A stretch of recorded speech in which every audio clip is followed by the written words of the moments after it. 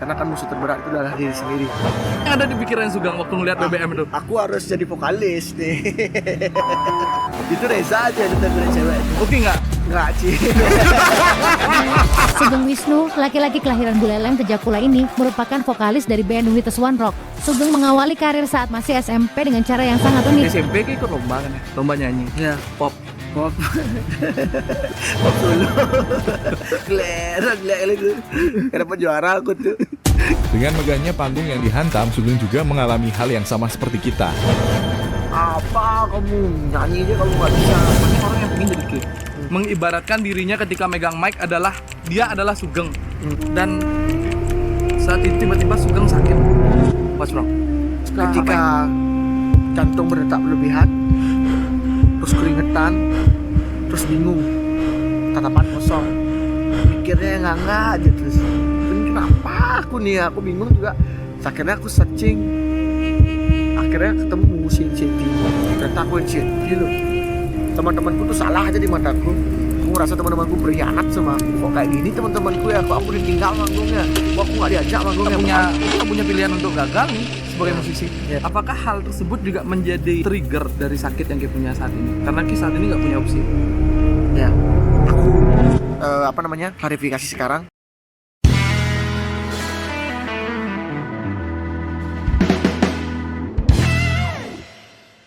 Gang, Yoi, apa yang beda dari Ki Karanggang?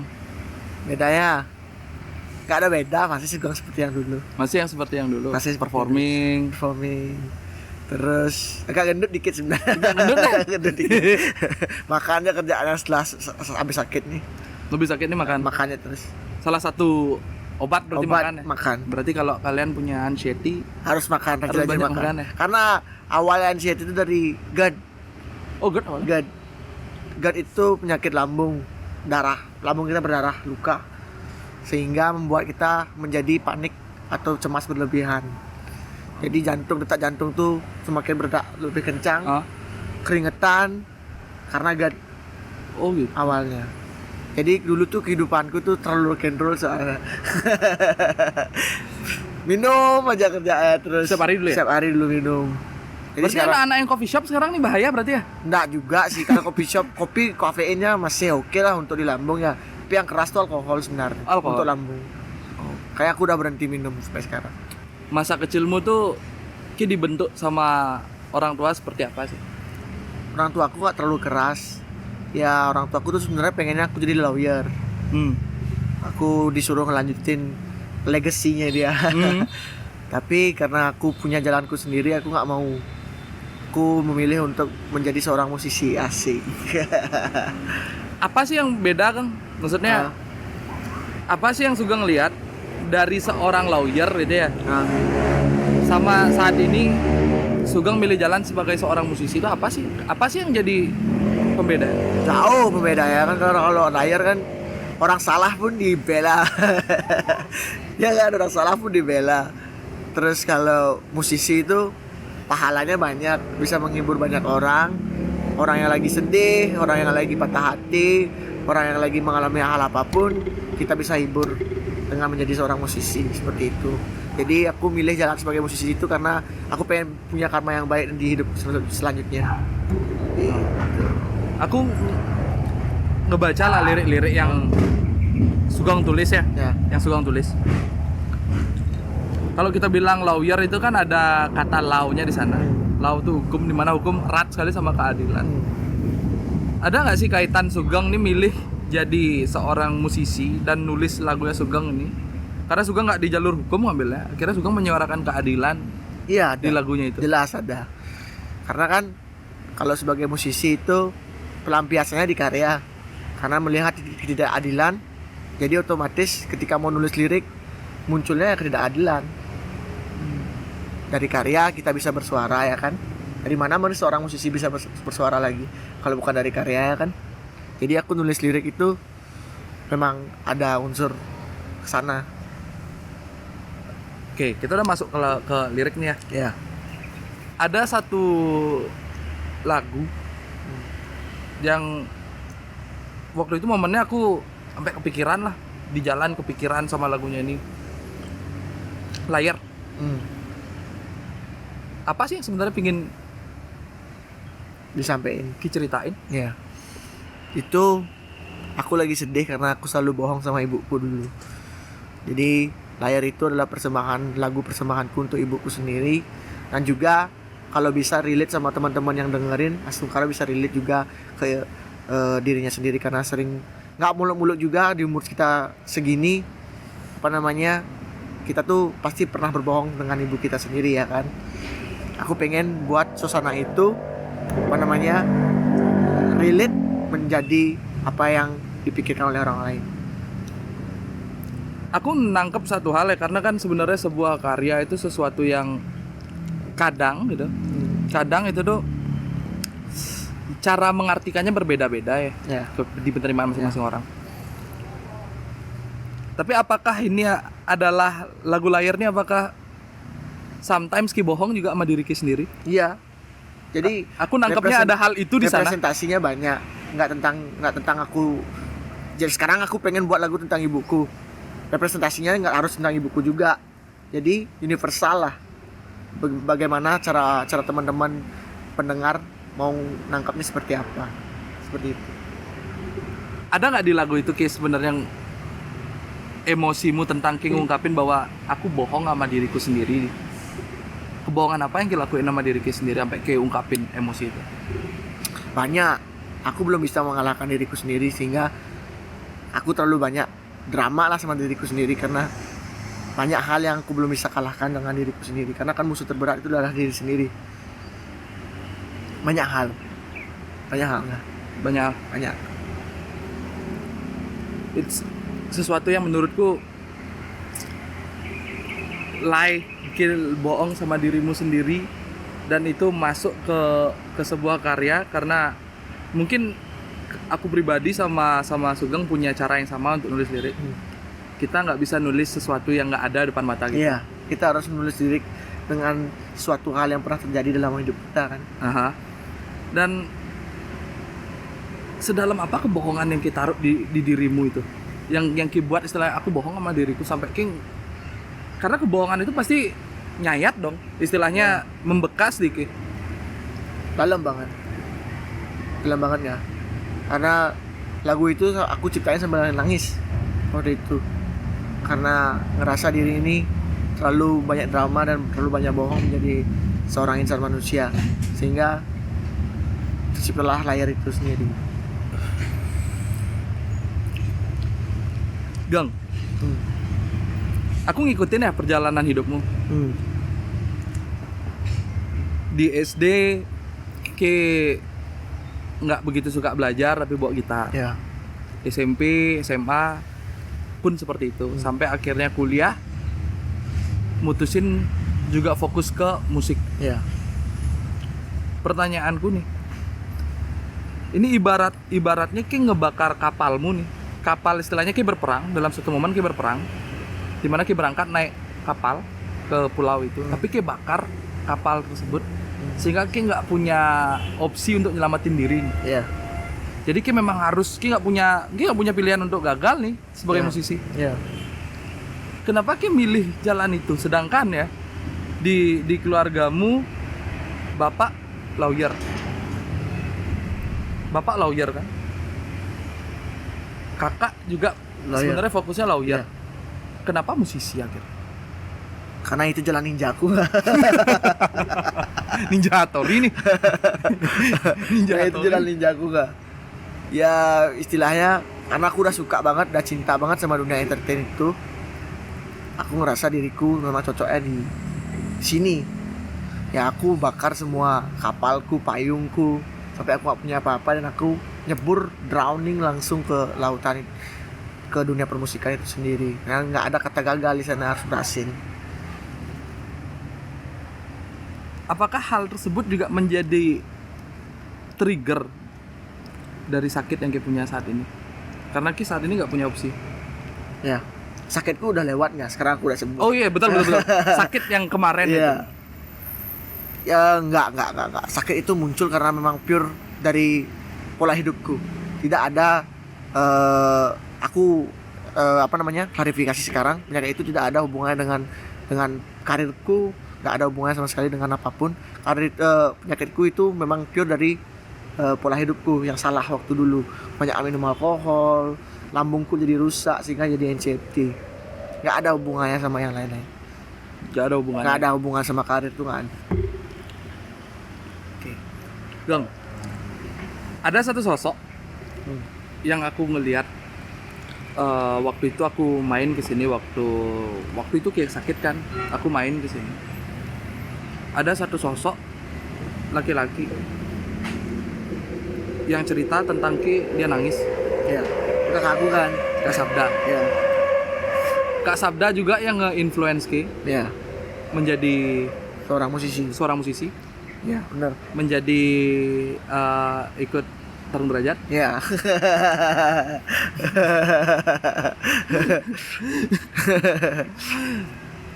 Sebenarnya apakah ini kita terinfluence atau coba istilahnya aku harus ngelampauin kakakku? Nggak, ya.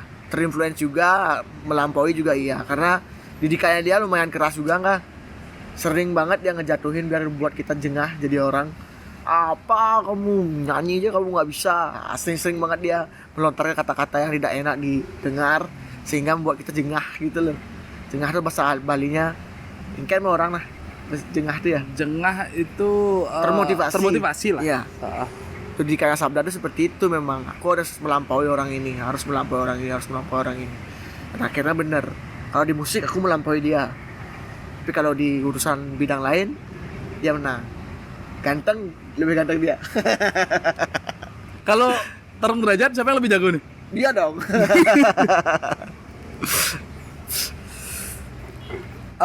Ada satu cerita ya. Ya. Ini boleh jawab nih dan terangin nih bener apa enggak nih, kapan kejadiannya gitu. Ada satu cerita di satu sekolah waktu itu Kak Sabda jadi waktu itu narik setoran lah di sekolah-sekolah itu, di kelas-kelasnya, dan Sugeng katanya jadi gininya bendaharaan. Ya, dia nodong aku dulu dia. Kakakku dulu preman. Sabda dulu preman dia, SMP 3. Ngisang gumi lah itu. Pada akhirnya dia suka minta nodong uang gitu loh ke orang-orang karena dia preman, merasa dirinya preman. Aku dulu waktu itu masih kecil, masih umur 6 tahunan, udah SD. Diajak ke sekolah sama dia buat ngawal dia. Sini ikut. Kalau kakak minta uang sama orang, dikasih uangnya, kamu bawa kompek ya, kamu masukin uangnya. Oh ya, kemana-mana aku dipukul orang kalau nggak mau dikasih uang, dipukul sama dia, disikat sama dia. Preman pokoknya Sabda dulu. Terus apakah Sugeng menjadi orang yang sama setelah itu? Nggak. Kenapa enggak? Nggak, jiwanya emang nggak kesana. Jiwanya emang nggak kesana. Aku nggak suka berantem memang. Peace, terus cinta damai. Berarti emang Sugeng ini ngikut terus ya dari masa sekolah sama Kak Sabda ya? Ngelihat Kak Sabda seperti apa? Lihat. Karena aku tahu itu salah, makanya aku nggak seperti itu. Karena aku tahu itu jelek, makanya aku nggak seperti itu. Oke. Gang, sekarang aku masuk ke pertanyaan. Ini kalau ada Ki nggak mau jawab nggak apa-apa ya. Momen apa Ki mulai sadar bahwa aku lagi nggak baik-baik aja nih? Momen ketika aku sakit itu, aku ngerasa Momen di saat apa Ki mulai sadar kayak lagi sakit gitu? Momen ketika waktu itu pas banget ketika lagi down, ngerasa down kan. Terus fisik juga nggak memungkinkan untuk melakukan hal apapun. Sepi gigs, waktu itu sepi banget gigs. Di sana aku ngerasa down. Aduh, kok aku bisa punya penyakit seperti ini ya. Lalu riwayat di keluarga juga nggak punya penyakit seperti ini dulu. Kenapa sekarang aku bisa kena penyakit seperti ini? Terus gig sepi, jadi nggak ada penghibur gitu loh. Nggak ada yang bisa nghibur aku di saat aku lagi down. Waktu itu udah ada tour, tapi karena aku sakit, aku nggak bisa main. Aku digantiin sama orang additional namanya Ewa, vokalisnya Matilda. Down banget, ngerasa ngeliat teman-teman manggung, sekarang aku nggak manggung. Waduh, gara-gara aku sakit. Teman-teman Manggung, aku nggak manggung, down banget. Sempat aku pengen bubarin White Swan dulu waktu itu, gara-gara psikologisku, mentalku belum sembuh. Akhirnya karena waktu demi waktu teman-teman ngerti bahwa Sugeng ini seperti ini, jangan dengerin kata-katanya dia lagi sakit. Aku sempat berantem besar sama teman-teman White Swan waktu itu. Jadi goncangan bandku hampir bubar waktu itu, nggak? Hampir bubar. Apa yang ada di benakmu waktu itu, Gang? Maksudnya ini kan dari awal, dari istilahnya perjalanan dari rambutmu nggak gondrong deh. Ya. Dari panggung pertamamu ki bawa nama White Swan. Dan dalam satu momen itu karena memang kondisi saat itu tidak memungkinkan dan memang sudah istilahnya dari manajemen band juga udah deal kan, waktu itu ada stage yang akhirnya harus digantikan saat itu audisional sama Ewa. Apa sih yang waktu itu ada di benaknya Sugeng sampai Sugeng ngerasa Pengen bubar aja dah? Ngerasa dihianatin. Karena kan NCT itu cemas yang berlebihan ya. Kecemasan tapi dia berlebihan sekali. Lebay kecemasannya pokoknya. Jadi ngerasa teman-teman ini berkhianat sama aku, kok aku nggak diajak manggung gitu. Jadi mentalku tuh ngerasa kayak gitu loh, mental illness jelek sekali NCT ini. Jadi kayak semua tuh salah aja, teman-temanku tuh salah aja di mataku. Aku ngerasa teman-temanku berkhianat sama aku, kok kayak gini teman-temanku ya, kok aku ditinggal manggungnya, kok aku nggak diajak manggungnya. Padahal udah kondisi tubuhku memang tidak memungkinkan untuk panggung. Itu nggak. Beralih dari White Swan, Gang. Bapak kan merantau dulu ya, ke Lampung. Ke Lampung.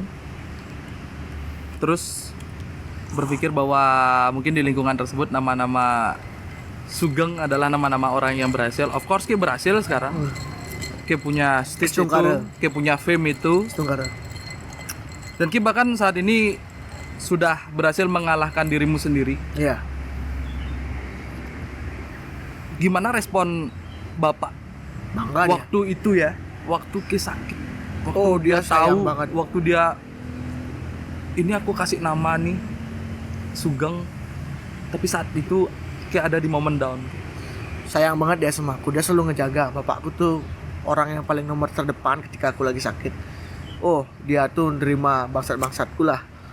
Karena NCT itu bukan hanya kecemasan berlebihan aja, mengganggu kejiwaan juga. Aku udah kayak orang gila. Kenapa Ki mendeklir Ki kayak orang gila? Iya, memang udah gila, udah nggak bisa diatur. Semuanya salah aja pokoknya. Karena kecemasan berlebihan itu.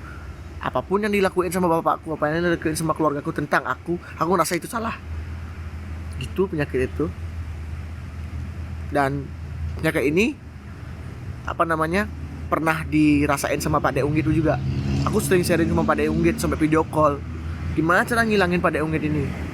Pak Deunggit udah 2 kali dia pernah gila juga karena Pak Deunggit? Iya. Pantantri. Aku selalu sharing sama Pak Deunggit gimana caranya ngobatin Pak Deunggit, gimana cara biar sembuh. Saya pengen sekali sembuh. Pak Deunggit gimana caranya biar sembuh? Kasih tahu sama dia. Caranya adalah jangan putus obat dari psikiater. Selalu dukungan keluarga itu selalu penting untuk ngejaga si pengidap penyakit ini. Makanya keluarga aku tuh selalu kumpul meetingin aku, rundingin aku. Pokoknya jadi gaya lah pokoknya aku waktu itu. Karena saking keras dampaknya penyakit ini. Bukan dari bandku aja, dari keluarga aku juga kena dampaknya. Itu enggak. Di luar keluarga ada satu sosok lagi, Gang. Iya. Yang menurutku nih dedikasinya ke Ki kuat banget ya. Ya. Aku sebut aja namanya ya. Septi. Iya, jelas. Wanita tangguh itu. Di satu momen, ini istriku yang ngomong. Ya. Yang Septi live. Ada Sugeng nggak? Ada. Dan kalian nangis bareng di sana. Iya. Di live itu. What's wrong? Apa yang terjadi? Sedih dia. Aku sakit tuh sedih dia.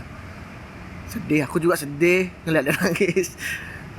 Ya namanya kan orang pacaran ya, nerima rasa sedih bareng-bareng itu rasanya senang sekali. terharu lah kita sama hubungan kita, dari nol banget sampai akhirnya dia nemenin aku waktu sakit juga, sampai akhirnya aku waktu sembuh juga ditemenin sama dia. Jadi asam manis kehidupanku tuh bareng-bareng sama dia gitu loh. Makanya kita terharu waktu itu, kita nangis bareng-bareng. Dari umur berapa sih pacaran Mas Septi? Dari umur 18 16. sudah mau 7 tahun sekarang. 7 tahun. Ya, 7 tahun. Gila ya, Septi ya. Septi gila. Septi Gila gila dia. ya. Awesome woman dia, wanita tangguh. Rock and roll lady nggak? Rock and roll lady. Rock and roll lady tuh. Oke, Gang. Dari pengalamanmu saat ini kayak udah sehat dari penyakitmu. Apa advice yang bisa Ki kasih ke orang-orang yang saat ini nonton kita lah? Padahal gini ya, secara sebenarnya simpel aja deh. Banyak orang yang pingin jadi Ki. Banyak orang yang saat ini mengcover lagumu. Mengibaratkan dirinya ketika megang mic adalah dia adalah Sugeng. Dan tiba-tiba saat itu Sugeng sakit. Saat itu tiba-tiba Sugeng sakit. Ibaratnya gimana caranya supaya orang itu, advice apa yang bisa dikasih ke mereka supaya mereka nggak ngelewatin fasenya Sugeng sakit ini? Jaga pola makan, jaga pola tidur juga. Jangan terlalu banyak minum alkohol karena anxiety itu berasal dari penyakit lambung yaitu GERD. Jaga lambungnya baik-baik, jangan sampai kayak aku terluka, ya kan? Karena pola hidupku dulu tuh sudah terlalu hancur. Minum gak karuan, begadang sampai jam 4 bangun jam 5 sore. Itu lambung gak dikasih makan, makanya jadi terluka dan jadi akhirnya GERD. Terus capai tujuanmu, gaskan apapun yang kalian pikirkan, jangan dipikirin aja tapi digasin. Berkarya, kalau misalnya yang nonton ini memang pemain musik, berkarya, jangan lupa jangan cover lagu aja. Aduh, aku kena.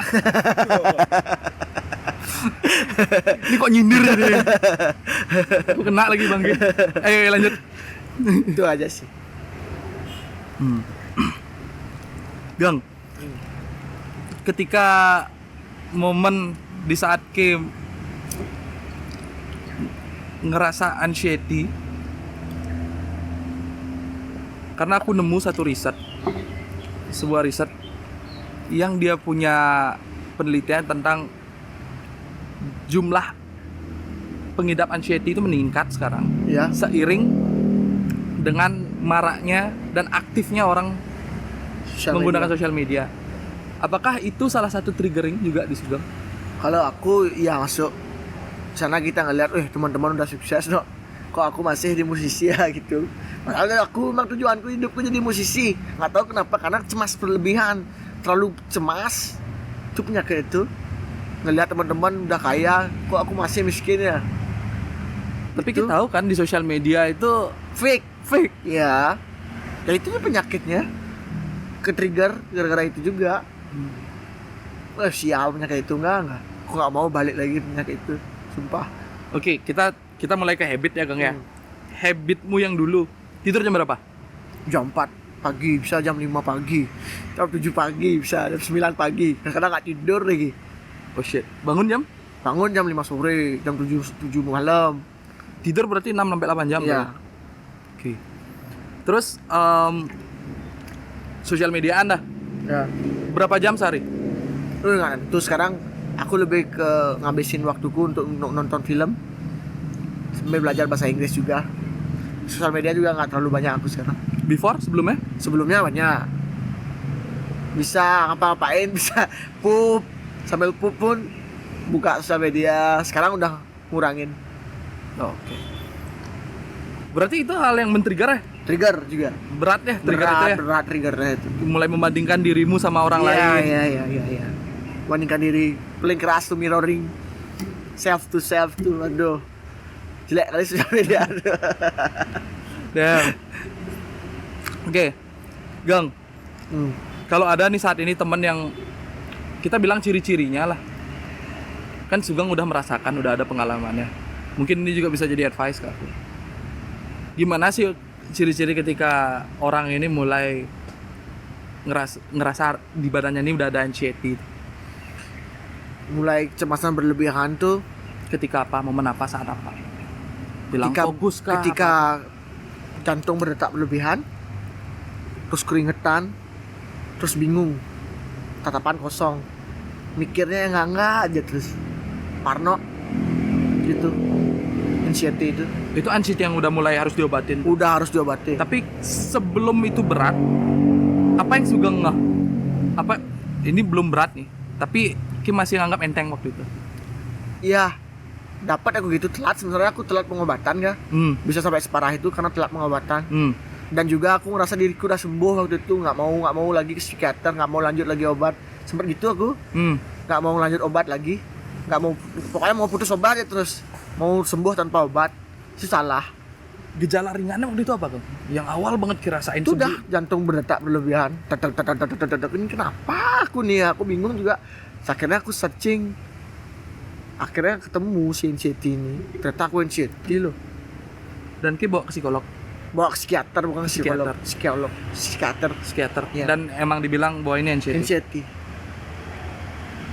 Akhirnya dapat putus obat, nggak sembuh. Akhirnya aku memutuskan untuk yuk lanjut obat lagi yuk, biar sembuh aja. Bingung penyakit nih. Ya. Apa yang ada yang memotivasi Sugeng, yang menggerakkan Sugeng bahwa aku harus sembuh karena apa? Karena fansku banyak sekali yang menanti White Swan untuk manggung live. Karena kan waktu itu digantiin terus kan. Ya dimana namanya fans militan, yang mintanya Sugeng yang nyanyi. Di sana aku termotivasi nggak. Aduh, aku harus sembuh. Aku punya banyak pendengar. Aku punya banyak listener yang emang benar-benar loyal banget sama White Swan. Saat ini aku tinggal, aku harus sembuh. Itu sih yang trigger aku untuk bisa sembuh dari penyakit anxiety itu sendiri. Fans Parangsa. Wow. Buat teman-teman yang lagi mungkin saat ini nonton dan mungkin dia mulai ngerasa nih Gang, ada anxiety di dirinya dia. Apa yang harus dilakuin sama dia? Jaga pola makan, harus ke psikiater, jangan didiemin. Semakin didiemin, semakin merajalela penyakit itu. Harus ke psikiater, bawa ke psikiater, cecak ngomong. Bawa ke psikiater, dikasih obat, minum obat. Jangan nggak boleh nggak minum obat, harus minum obat. Harus. Terus yang kedua, dibantu oleh keluarga tercinta. Dukungan keluarga itu sangat penting saat anxiety. Kalau tanpa ada dukungan keluarga, nggak bakal sembuh. Orang yang cinta sama kita tuh pasti selalu ngejagain kita di saat anxiety. Mau tingkah kita mau seperti apa, pasti jagain. Itu yang harus mereka lakuin. Iya. Kalau suatu hari kayak bisa ngulang waktu gitu, apa yang mau kayak ulang dari dirimu? If kayak punya privilege itu. Aku nggak mau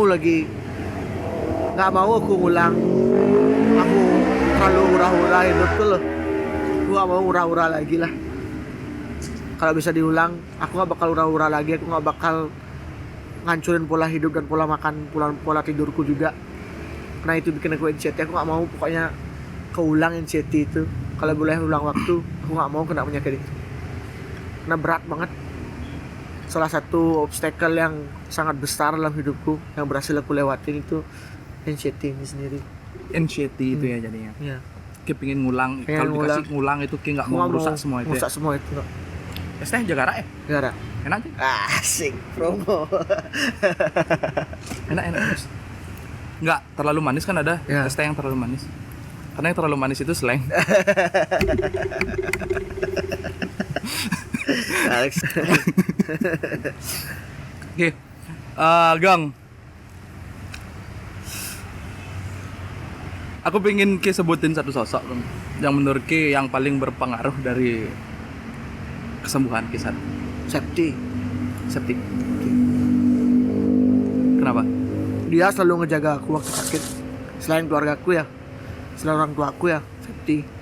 Bahkan orang tuaku lebih percaya lebih percaya Septi daripada aku sendiri sekarang.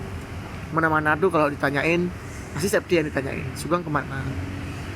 Waktu aku sakit dia lah jadi navigatorku. Aku harus gimana, misalnya nih beberapa tour kan aku sempat main, dia selalu nganterin aku, nemenin aku manggung saat aku sakit. Bahkan ketika aku sakit dia terus nginep di rumahku, nemenin aku. Taulah dia gimana kondisiku, pahit manisnya. Septi lah yang paling berpengaruh. Gang. SMP kan ikut lomba kan ya? Ya, Ikut lomba ya. Lomba nyanyi. ya. Pop. Pop. Lagu apa yang boy? Buku Bali. Pop solo. Keren kali itu. Kenapa juara aku tuh? Kenapa? Kenapa Ki mikir aku mau lomba Wah, orang aku dipilih toh. dipilih? Dipilih aku. Gara-gara Ki bawa gitar terus nih. Ya, ditauin suka nyanyi kan. Dipilih untuk wakilin sekolah untuk lomba pop solo Bali. Lomba aku udah gak menang. Besoknya ada lomba band, aku ikut lomba band, menang lomba band langsung. Yang sama Reza. Yang sama Reza. Jadi ya kan aku tahu petku di mana gitu loh. Jalan hidupku tuh aku tahu. Wah, ini pop solo udah gagal, aku pasti di band aku emang. Berarti Ki yang gini ya, waktu pop tuh rekaman Ki. Gak ada. Ada nggak rekamannya kan? Gak ada cuy, gak ada. Kepo aku Kang. Gak ada rekaman ya. Ada lagi nih Kang. Eh, Bener nggak Ki ketemu sama Reza sampai akhirnya seband sama Reza nih? Gara-gara broadcast dari BBM. ya, bener. Gimana ceritanya nih? Ya, mau Invite pin aku gitu? Enggak. Broadcast BBM-nya isinya gini. Dicari seorang vokalis untuk band Valepat yang merasa dirinya bisa bernyanyi. Tolong hubungi nomor pin ini. Itu pinnya Reza gitu. Terus itu broadcast dari siapa? Dari Semarang orang? Semarang orang. Banyak tuh ada? Banyak ada. Jadi kayak di forward gitu loh. BBM broadcastnya. Pertama Reza yang broadcastin. Ya. Akhirnya ke spread banyak orang. Akhirnya banyak orang juga yang meneruskan podcast itu gitu. Aku tinggal invite di BBM-nya aja. Jadi nomor BBM itu aku invite. Aku bilang diriku pengen nyanyi di bandnya dia gitu. Seniat itu ya? Seniat itu istilahnya berarti kan waktu itu awalnya Ki nggak tahu tentang band dong, nggak tahu tentang dunia band. Tahu, karena Oh ya udah ngikut Kak Sabda ya. Kak Sabda aku. Waktu itu sama gini juga nggak sih? Sama Detia.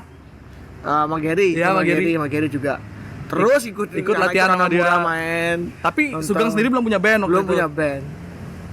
Akhirnya ada broadcast itu BBM. masuk, baru aku ikut audisi gitu. Apa yang ada di pikiran Sugeng waktu ngeliat BBM itu? Aku harus jadi vokalis nih. Kan masuk BBM nih. Ceklending gitu terus apa yang kepikir tuh? Aku dikirimin sama temanku pertamanya. Gang, nih ada nih Gang. Kita minta nyanyi tuh. Ikut aja audisinya. Ini bandnya Reza. Wah, aku tahu emang Reza. Reza emang udah keren dia waktu SMP. Emang famous dia loh. Keren dia. Ki nggak famous dulu. Akhirnya famous. Tapi kan Ki dulu ada Kak Sabda. Itu kan salah satu yang bisa nge-trigger Ki famous. Enggak juga. Oke, nggak suka famous dengan cara itu. Enggak juga, enggak. Apa namanya? Oke, pengen yang ditarik-tarik cewek. Itu Sep. itu Reza aja yang dari cewek itu. Oke nggak? Enggak, Ci. Bangsat. Padahal Ki waktu itu salah satu goalsnya pingin seperti itu juga. Iya. Enggak juga. Makanya aku ikut audisi itu gitu loh. Aku lihat Reza keren soalnya ditarik-tarik cewek. Pengen kayak gitu, Glenn. Habis itu kan sekarang ditarik Septi. Iya. Akhirnya terwujud lah. Berarti emang kalau punya mimpi, ngelihat sebuah kesempatan, nggak usah banyak mikir ya, sikat langsung ya. Gas aja. Oke. Hasilnya belakangan, yang penting niatnya ada. Gang, habis ini apa Gang? Album ketiga. Materi udah banyak di kepalaku. Karena sakit itu juga pengaruh. Aku nulis lirik tuh udah ada bayangan. Deketin dikit. Aku nulis lirik tuh udah ada bayangan di kepalaku. Mau konsepnya kayak gimana? Udah ada. Dicicil ya? Cicil. Jangan dikebut. Ya, cicil. Setungkara lah. album ketiga. Teh dari dekat ini mau ada tour nih. Ya, Oktober. Oktober. Mini tour. Kemana aja? Jakarta, Bandung. Jakarta? Bandung. Jakartanya mana? Jakartanya di Jakarta Selatan paling. Di M Block. Which is Jakarta Bandung. Jakarta Bandung. Berapa panggung di Jakarta? Jakarta 2, Bandung 1. Jakarta di mana aja di Jakarta? Aku belum tahu itu. Oh, belum tahu ya? Belum tahu itu. Kalau di Bandung? Di Bandung belum tahu juga. Belum tahu juga, tapi bakal ada di Bakal Jakarta. ada di Jakarta dan Bandung. Buat para angsa nih yang nungguin Sugeng ada di Jakarta dan di Bandung nih, Sugeng balik nih. Sugeng udah sehat dan Gaskan. bakal ke Jakarta Selatan, siap-siap lu which is dengan keju lu sekarang. Sugeng, thank you. Ya. Makasih. Sama-sama. Thank you ya. Sama-sama enggak? Sama-sama. Thank you, Kang. Iya, sama.